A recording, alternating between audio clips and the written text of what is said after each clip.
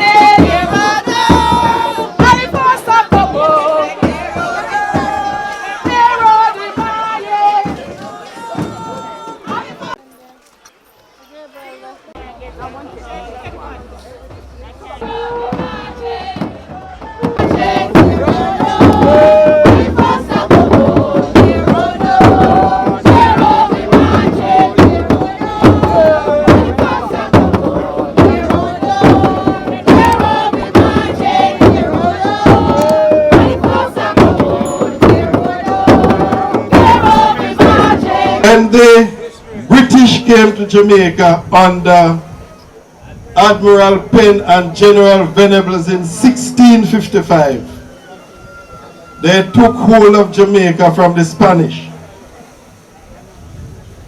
A couple years afterwards, not a lot, after rebellion, our forebears joined with the Tainos and others and embellished the Maroon settlements and gave the British occupiers a battle from the east of the island to the west.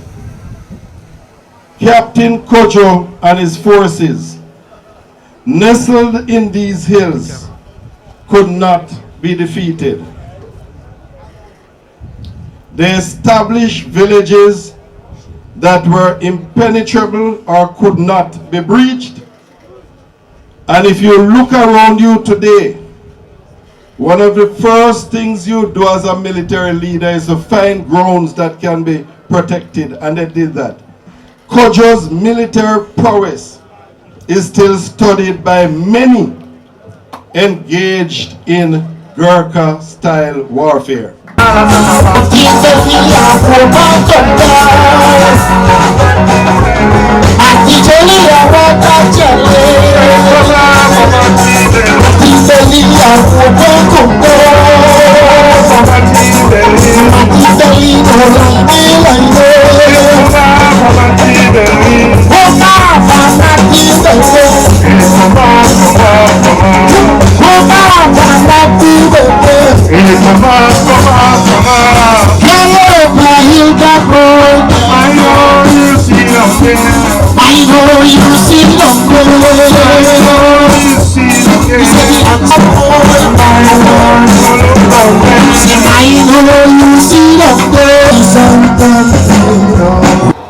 Sometimes I have to speak some uncomfortable truths. Listen up.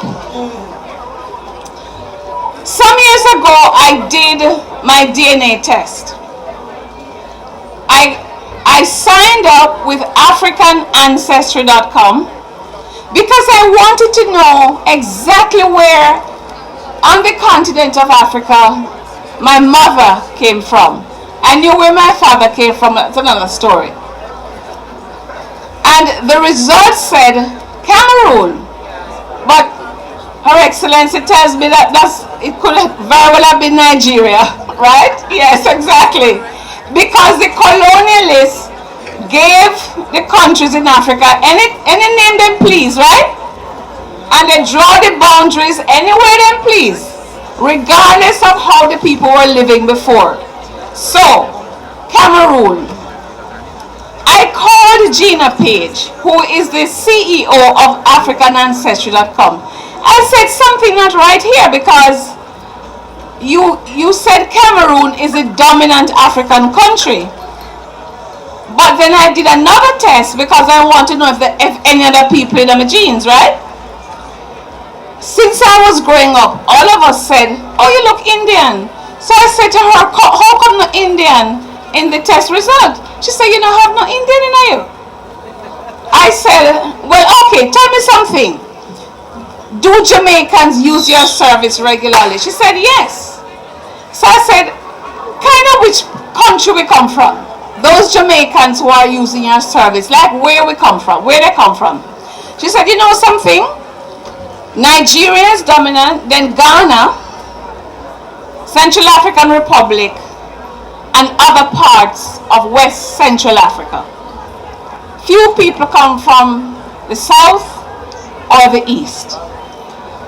So, and then she said something to me. She said, and by the way, a lot of people in Jamaica show in their result Amerindian.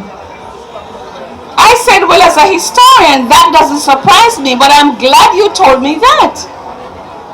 Because if you find that several Jamaican people are descended from the Taino people, it means that nobody can say that Jamaica has no indigenous people, right? Burn down that lie. When my uncle Melville, who just recently passed, God rest his soul, he transitioned, leaving some vital information for me, some of which I didn't even know he had. But I knew when he talked, he had a lot of potency in his talk. And many people don't understand because he might not have elaborated as much. He wasn't long-winded. But then seeing some of these articles, books, artifacts, and things that he had in his possession, I mean trunks of this stuff, it opened up so much more for me that I could use as tools to help you, the people. Because it is all here. Intellect is mindfulness. If you neglect to pay attention to what's up here, then you suffer down here. The fact of the matter is, we have sat and endured for quite some time. We've looked at who we are as a people. We've looked at our communities. We've looked at deficiencies. We've done everything we can possibly do within the resources and realms available to us. We've been cut off. I started this role with 2,400 Jamaican dollars in the account. You see that we're here renovating this playing field. Unfortunately, could not have been completed in time because we do have resource challenges. On top of that, we have people challenges. Our people are in trauma.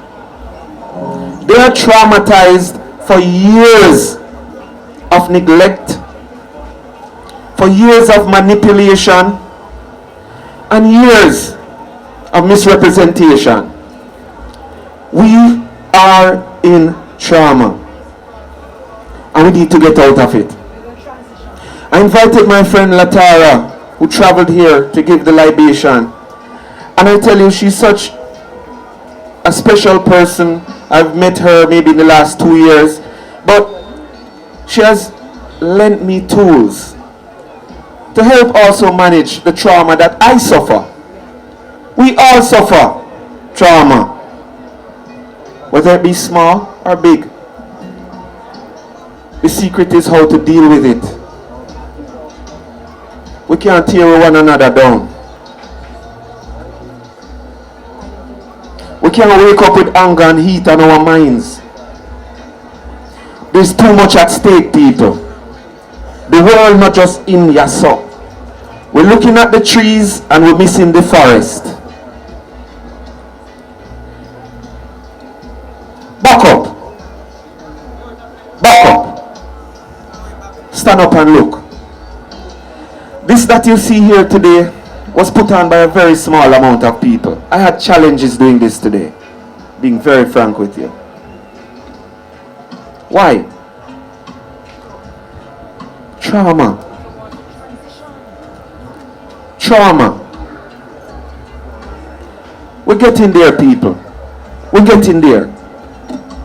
The journey of 1,000,000 miles starts with a single step. And anything that was done to you in the last 285 cannot be undone in 2. We were never given anything.